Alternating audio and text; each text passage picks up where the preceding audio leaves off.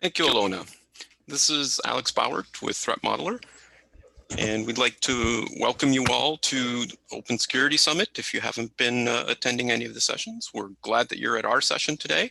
We want to share a little bit about our approach and our product. I'm joined today by two of my colleagues, Stuart and Nick, and we'll be talking about how we see threat modeling and how our product works throughout about the next 15 to 30 minutes.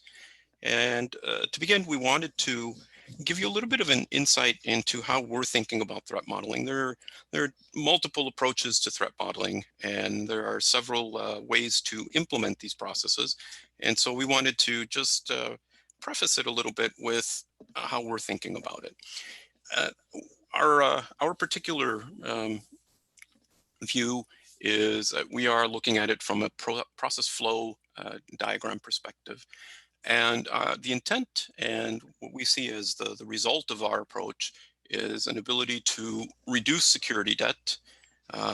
We're improving the efficiency, and you get a better value out of your threat modeling efforts throughout your development lifecycle, whether that is an infrastructure or software development lifecycle.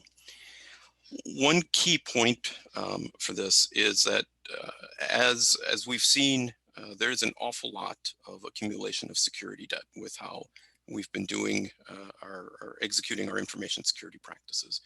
And we believe that with our ability to shift left and engage early in any of the development life cycles, we have a great opportunity to reduce the security debt that gets introduced into the projects.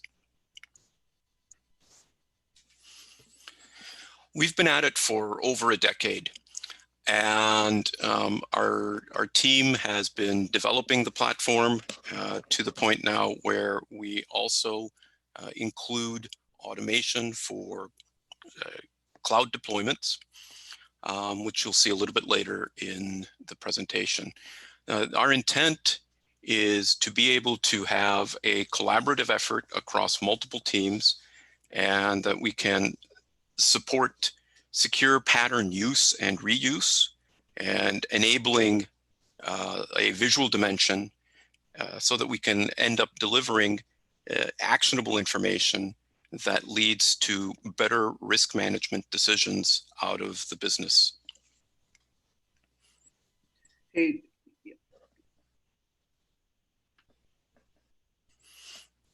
Yes. Okay, did it catch up?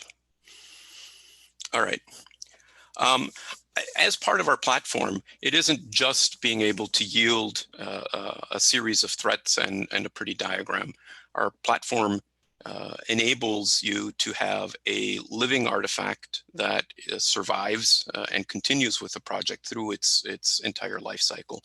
So from inception to end of life, you're able to carry on this threat model, and at any point throughout that that evolution, you have an ability to visualize this at the attack surface, and you have then the ability to validate your security posture and where are you actually putting your security efforts based on a threat model that is reflecting your product or your technical ecosystem at any point. So it's wonderful to have the information. Another piece of this is being able to provide this information out to your stakeholders, and we have the ability to do that as well, which we'll demonstrate during the demo as well.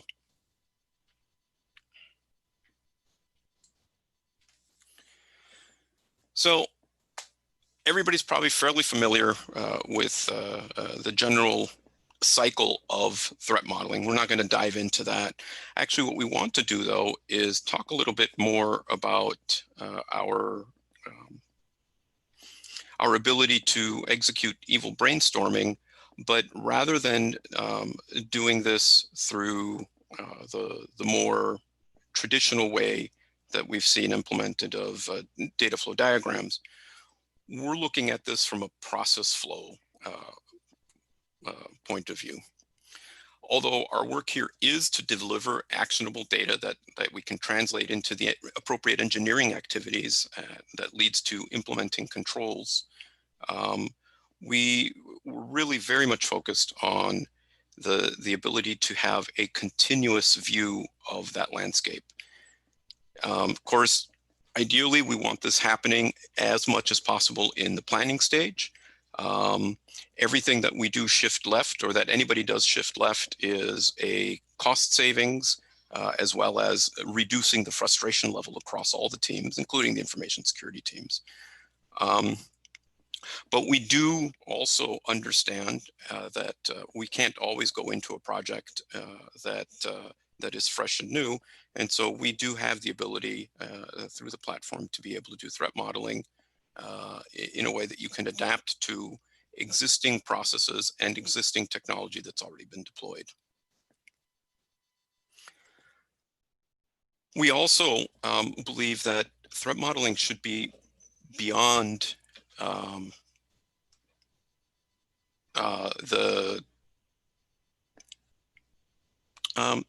hang on, guys. This is advancing by itself. Is that?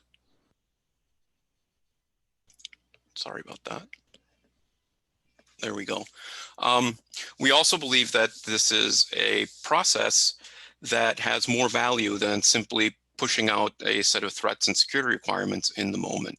We believe that as you're using reference architecture design patterns, that what you can achieve with a tool like ours is the ability to make those available into the different projects at the time that you're doing your visualization, as well as then being able to, over time, look at this as only what's changing as the product evolves. So you're reducing the amount of effort.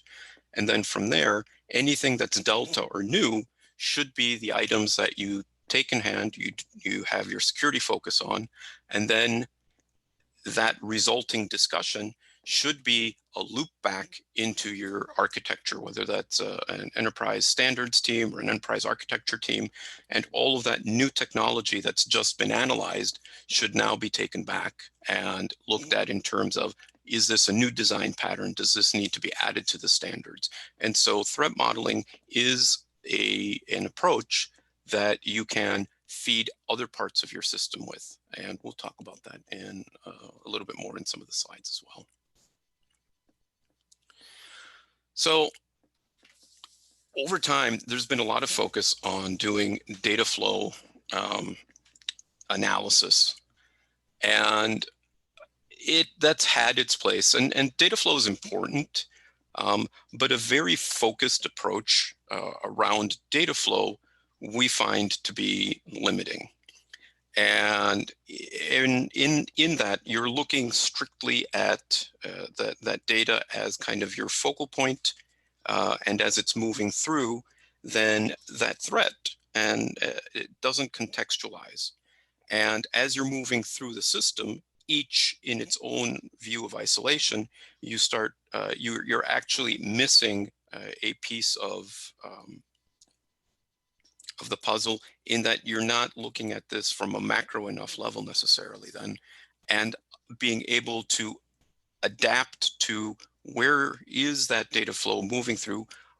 And the nodes also then are bringing context. Those nodes have their own technical attributes or technology attributes that are important to take into account, and not just looking at the fact that you've got a data entry that has a potential for a SQL injection as our classical example. You need to be able to look at that in the context of, where is this in the system? A process flow view of this really lets you take a step back and look at how an attack can develop. An attack is infrequently a single point of breach, or it's not a security event in and of itself. It is a chain of items, and that chaining, or that ability to create an actual data extraction, or the ability to upset a business process is really an aggregate set of actions for the most part. In looking at the threat modeling, then, it's really an opportunity to look at the entirety of the system in a more holistic view and be able then to flow through the system in the way that not only a user is making use of the system, but how your potential attacker is coming at the system, and at those points of where they can actually grab onto the system and interact with it. We've seen that there's an awful lot of genericizing of the nodes or the components. And when you're genericizing that, you end up with very high level understanding of your system. And that leads then to genericizing your threats. And then that also ends up genericizing the security requirements. And if there's one thing that I've experienced, it's that the engineering teams that are needing to implement these security requirements, they're not interested in going to do research. They're not interested in going to have to figure out how do all these pieces interact. They're getting a task. They've got a limited amount of time. And in that amount of time, they need to go and execute. And so they need specific guidance. They need to have clarity of what exactly is it that I need to do to meet the security requirement. And whether it's a configuration management item or a chunk of code, the more that they have to research, the higher their frustration level and the longer that it takes for them to complete the task. And considering how our landscapes are today, the approaches to accomplishing, it's all accelerated, first to market, and there is just no time to be going to do research on how do I implement my security requirement at that point. We'll have a quote from one of our customers a little bit later. But we've had the joy of working with Tom Holodnik from Intuit, who has been using our platform at some depth and has really found it to be more and more of a game changer.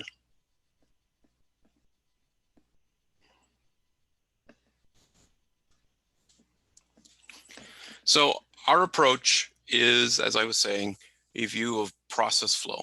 As you can see, the representation that we have here is really quite different than data flow. You're really looking at the technology much more in a view of how is it getting used, and being able to then understand as you're moving through that technology stack, the different artifacts involved, the different nodes involved, whether it's an application layer or at an infrastructure layer, and then be able to take the context of that component or that node and may have a better understanding of the resulting threats and the security requirements in their application. You're really looking at opening up various dimensions or elements. And in that, again, you'll hear me say contexts, and I've done some trainings in this, and context for me is key. It takes us away from this very black and white or absolute view of a threat value, whether you're using a numbering system or a critical, a high, medium, low. You need to be able to have adaptability in that. And that adaptability comes not only out of your understanding the threats, but also having a tooling that brings context into that threat. We mentioned Agile as part of our thought process. And in that, we do mean Agile as far as you're development methodology. But really, we're also looking at this in that you have to be more agile and adaptable to the security architecture process that's being supported. So it isn't just that you're laying a tool on out there for people to use. You have to have a tool that has the flexibility to adapt to various approaches in completing security architecture reviews, ARAs, or in how the CI/CD has been implemented, and what does that tool chain look like, and how is the pipeline running. And so tooling that's adaptable is key.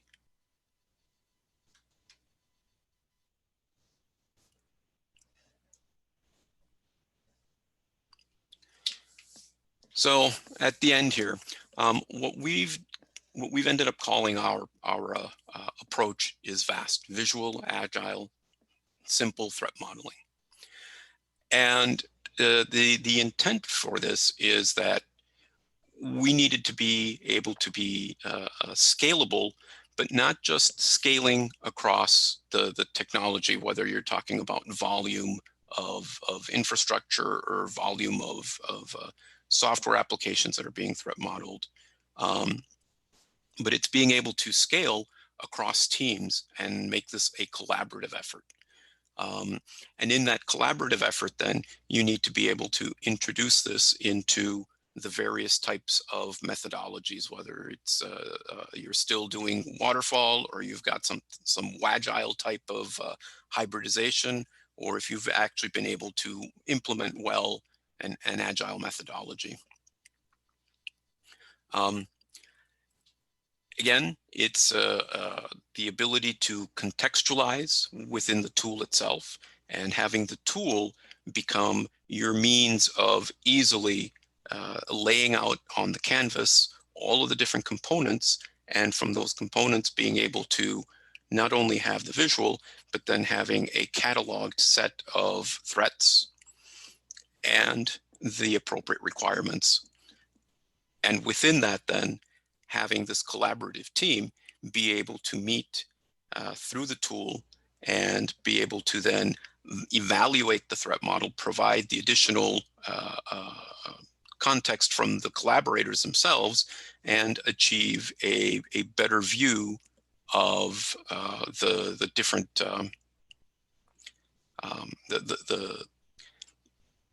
the different values that need to be applied.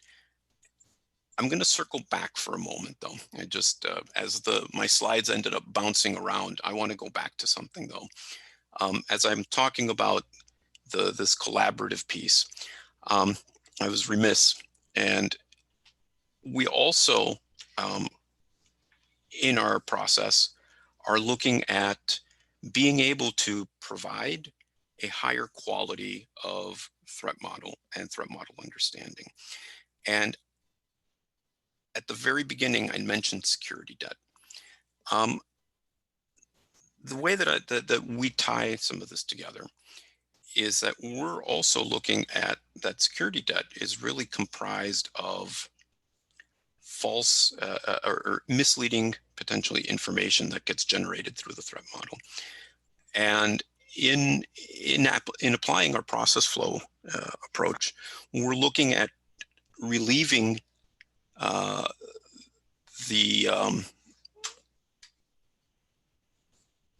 relieving the amount of false negatives and false positives that are coming into your threat model. Now, with the lack of contextualization and some of this genericizing that we see, we've also found that there's a tendency to generate false positives. And so you may be identifying threats that, if you applied context, you would dismiss them, or they would simply not appear. Or where with, again, a lack of contextualization and following purely a data flow, this threat tends to repeat itself continuously as an absolute throughout your threat model. And so then this overstates the threat without that contextualization. Now, at the same time, that applying that context gets you into a position where you are going to be discovering threats that previously wouldn't have appeared because there wasn't enough detail or enough information coming through from the different nodes or the components that are actually forming key pieces of your threat model.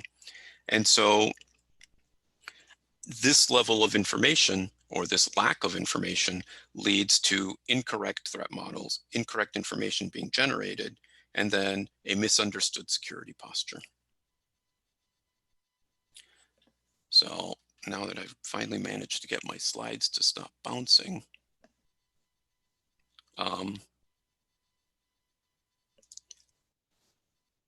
we're going to go to our demo here in just a sec, but I just wanted to kind of pull this together again.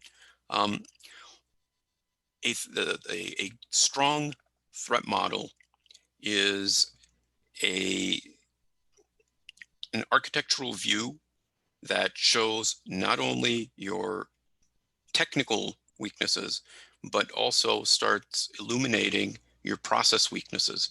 And you're able to then see how the flow of this system impacts not just with your technical layer, but starts impacting then with that bridging of the application layer into the business process or what it's supporting.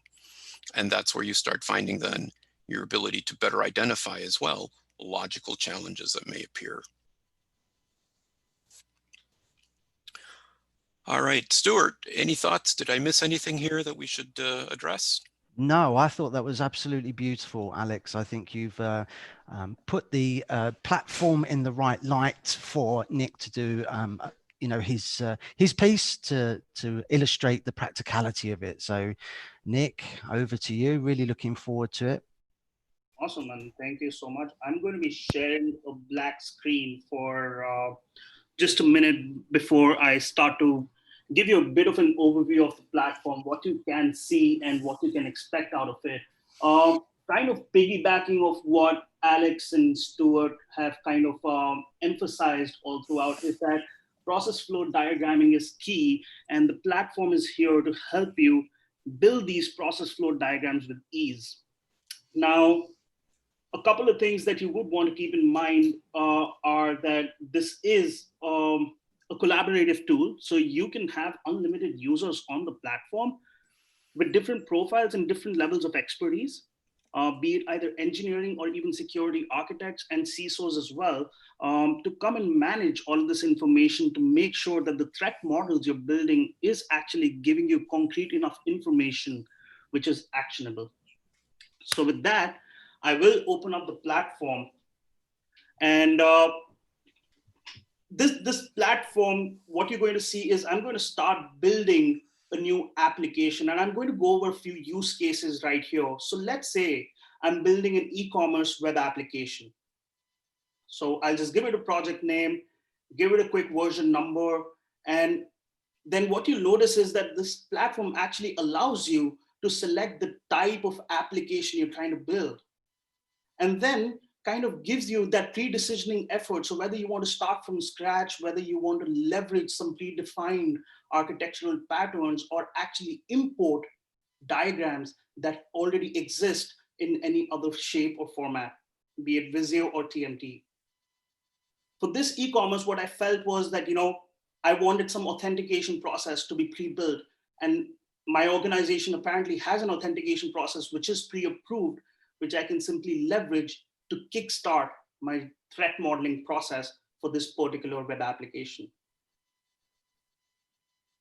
So as you can notice, like without actually putting time and effort in actually recreating or reinventing the wheel every time, Threat Modeler through its templates is allowing you to basically jumpstart your process with these pre-approved design patterns already identified for you. And from that point on, it's simply a drag and drop exercise. So in my e-commerce application, I need a products page. So I'll simply go ahead, identify the next piece of the process. Then I have a checkout page. So I'll go ahead and add that to the process as well. And then from that point on, it's simply linking the two. How is a user going to flow from point A to point B is through these communication protocols that have been identified. But as and when I'm building this threat model, I want to get granular. So in my forgot password, what I can do is I can start to identify design features within that particular page.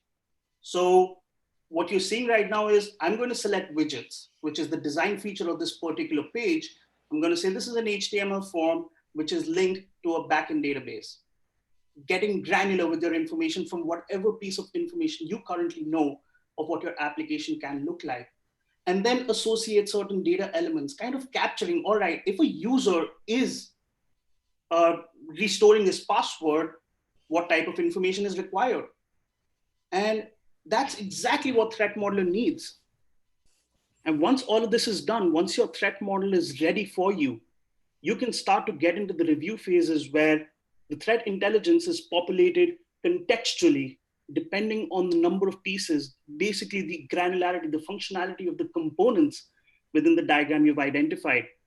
So now, because I have form inputs on the login, forgot password, and registration, I can basically see SQL injection as threats, and then what those mitigating procedures can be to mitigate those threats. And similarly, I can get a view of my security requirements. What do I need to implement to make sure my application is secure? Oh, this is, I'm sorry, go ahead, Nick. No problem. So the idea over here is to basically give you that contextuality while you're bringing your process flow diagram into light.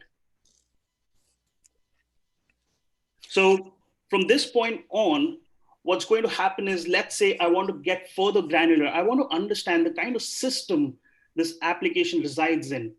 So let's say right now I'm going to take a new use case where I'm building a new architecture or an infrastructure level diagram where this e-commerce application is going to reside. So simply create a new project and say new architecture for e-commerce application. And just when I think of it, let's just say that this is going to be a cloud level architecture. And this cloud architecture is going to be on an AWS environment. So to help you encounter the issues of, let's say, knowledge gaps that may exist depending on the user profile and the user levels that are in this particular threat model exercise, Threat Modeler will be able to provide you with the next steps and the guidance as to what you're supposed to be doing with regards to this particular architecture. So let's say this web application is going to reside inside an EC2. So I'm simply going to collectionize it, put it as a container, define an EC2, and all of a sudden what you'll see is Threat Modeler will start suggesting what those next steps are, because it is important for you to identify all the pieces and the dependencies in and around this particular EC2 for you to be able to review and view your architecture completely and consistently. And this is beautiful because this is effectively an onboard architect for those that have no architecting experience. Absolutely amazing.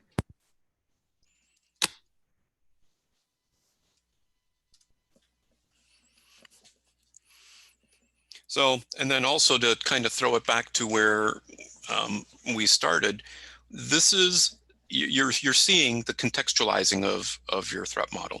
It isn't just about a chunk of data that you're following through, and you're now able to then also see all of this underlying horizontal view of your ecosystem, and you can then look at, as nodes are added into it, start looking at the vertical view of it and see the impact then of different technology stacks throughout this ecosystem. And Nick will, as he's building this out, he'll continue showing that.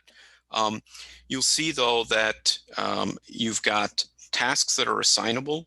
You had another panel where you were seeing threats and their requirements, and all of this coming through together allows in this web app view, in this web app accessibility to your threat model, this collaboration. And you can have engineering participating.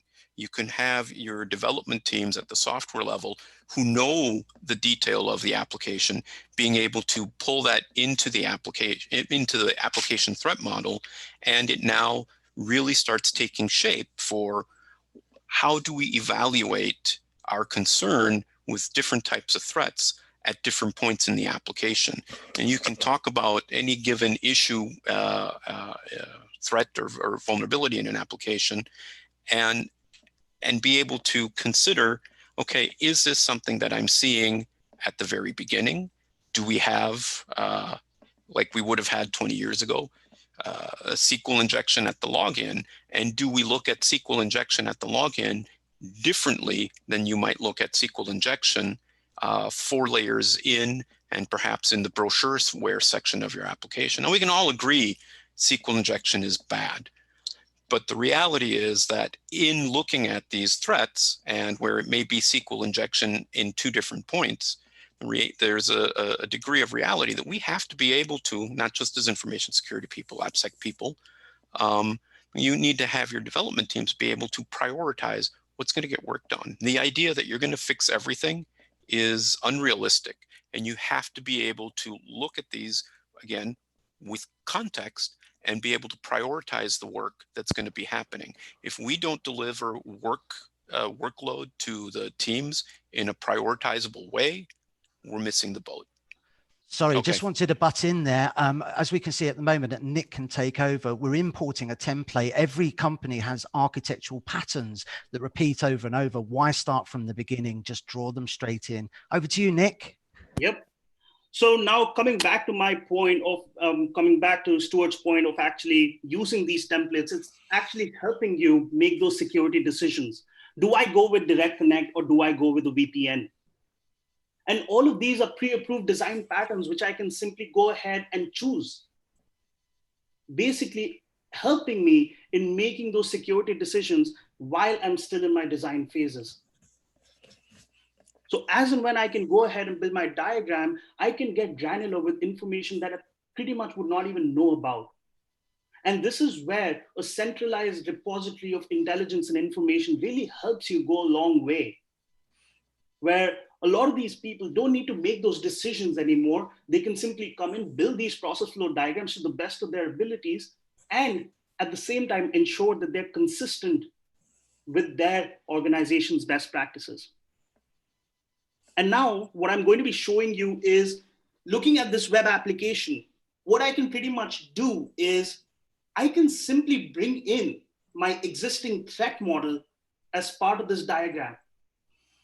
This takes away the pain of recreating this particular threat model altogether within this architectural diagram. I can simply leverage and get granular, get into the different layers of my architecture by simply piggybacking on threat models that I've already built, chaining them together so that now I can get in-depth view of my application layer as well as my infrastructure layer playing all together at the same time. And it's simply a drag and drop exercise. Wow, it's amazing. And of course, you don't have to have the threats related to it, do you, Nick, either, if you don't want to? Absolutely. So right here, what you'll notice is that I can simply go ahead, go into my general properties, and either choose to import or not to import the threats altogether.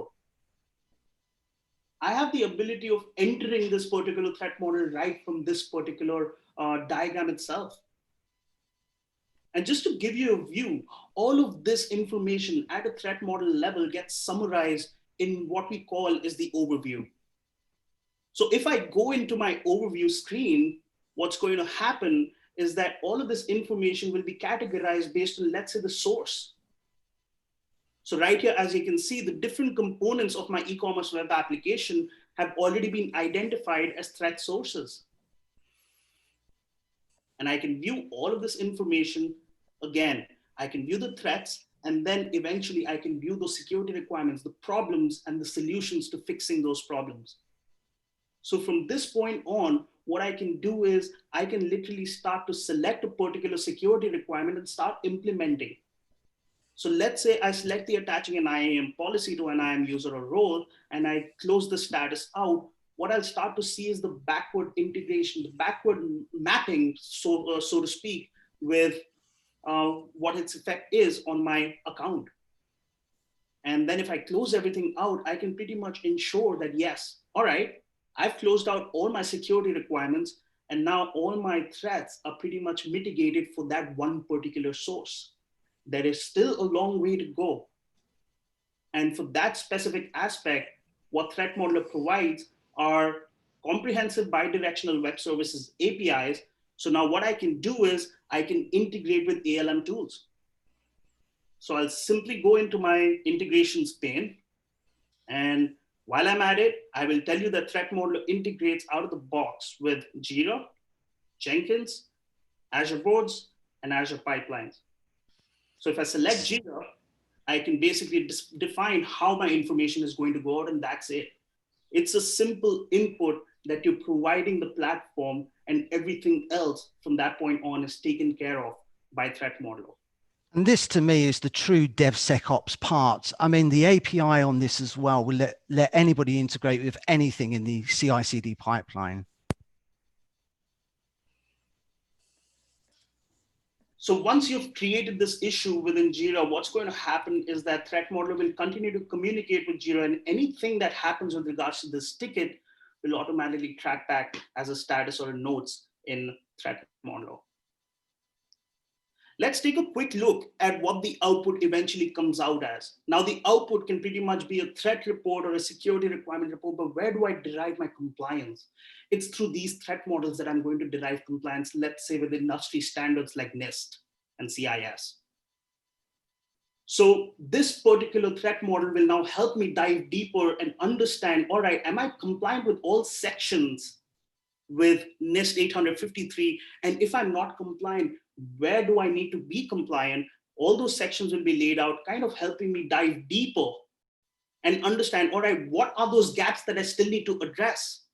So from here, I can understand the control, I can understand the description, but I can also get to know what security requirements at an actionable level I can implement. Again, going back to the point that contextual information is absolutely necessary, I need to understand in the scope of this diagram what I need to do. Now let's take a step back and try to understand, in a realistic scenario, there will be workloads within an organization, let's say running on the cloud, which are within the dev or the test environments, and you want to push them into production.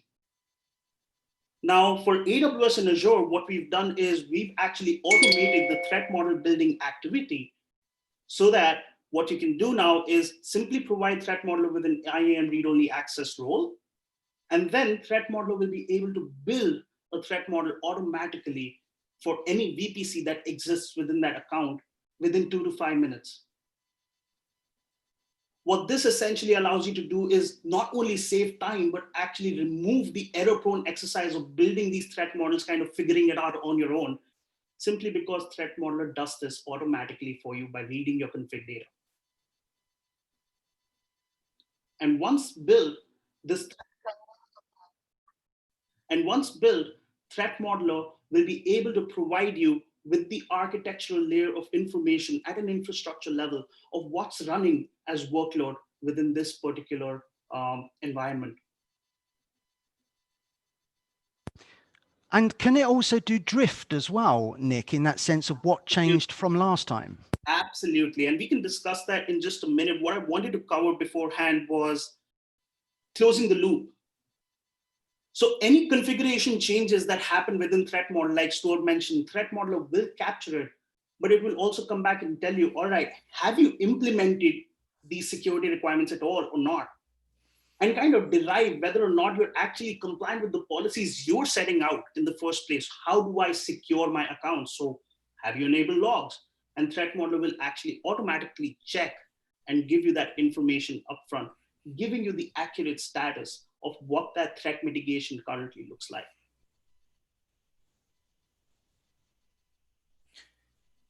Now, just think about that a little bit, because as you're looking at the threats that are being described, and you've got your security architecture participation, you've got these potential tasks or requirements and the assistance that's being provided through the platform, you're now giving an opening to the engineering team to also be able to be participating, and they can then also take that guidance for, oh, okay, I need to either add this control or note we're not adding this control and that there's a particular reasoning. So you've created this living artifact in the process that's also not only providing you threat and requirements information, but it's also giving you a blueprint for what is going into this architecture. And it gives you then a truly holistic view in the moment that you're looking for the information there. So this is a completed package that way, that not only has a one-time, here's my threat model, I can go put it in the drawer until somebody asks me for the evidence at compliance time. You now have the ability to not only provide that evidence for audit or compliance needs, you have the ability to take the information, share it with the appropriate stakeholders, and it's a degree of information where you have decreased the probability of having missed threats, so reducing the space for that false negative, as well as contextualizing all of the threats that are coming through and being able to then better determine what are real threats, what should really be in here, or in some cases, having the aid of that tool actually remove that false positive that was going to come through. So we're really looking at providing a platform that is enabling improvement of security data to make better risk decisions, or present better data for the business to make the necessary risk decisions. Very much appreciate you guys being on with us today. We'd like to thank the summit for inviting us and allowing us to share this. We're very excited for all of what the platform can do. And I guess we'd like to open it up for questions here before we run out of time. Stuart, Nick, anything else that you might want to add before we open up? No, I think that was great. I mean, the idea of these to automate threat modeling at the end of the day, ultimately, is to take the pressure off the security teams. I think that with things like the onboard architect and that facilitation of others to get involved in that process, we're on our way to achieving that. And that is really the raison d'etre behind it all. We really need to share that. It is a burden. We really need to share that burden of security with our peers and our stakeholders. And this is a great way to do it. I think it's the next evolution. If I can be that bold, I really, truly believe that.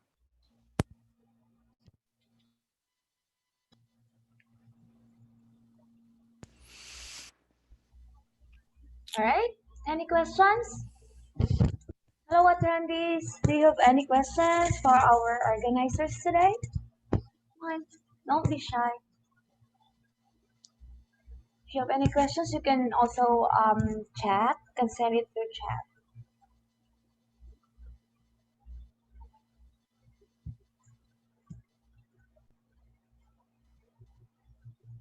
All right. Seems like nobody has a question. Well, then I'd just like to add in a little bit of information now. We are just in the process of finishing up a white paper, actually finishing up as in getting it posted. We don't have the link in our hands right now, I don't know. Or Alana did, I'm not sure if that got posted in the chat. Yeah, but we'd like you guys to visit us at threatmodeler.com. And we have that paper ready to go, and we think you should take a read. And with that information and our point of view, synthesize that with how you're doing things, and hopefully we'll, regardless of philosophy on threat modeling, we can all get closer to providing better risk management for our customers and users. Yeah, totally agree with that, Alex. Thanks for remembering to mention that. This, as the Open Security Summit's raison d'etre itself, is for us as a community to pull together to push forward our profession, you know, and different specializations. So we'll put that white paper up. Maybe Stephen will put a link to it somewhere, hopefully. And, you know, feedback is welcome. You know, let's get together, push this forward together. And the only way we're going to do that is by drawing together and sharing ideas. So thank you very much for your time. And thank you for this conference as well. It's so needed. So thank you all. Thank you so much. Thank you, organizers. This is a wonderful session, and we learned less on this. And so, thank you everyone for joining. Have a great day. Great Bye bye, day. everyone. Thank you. I'm Bye. gonna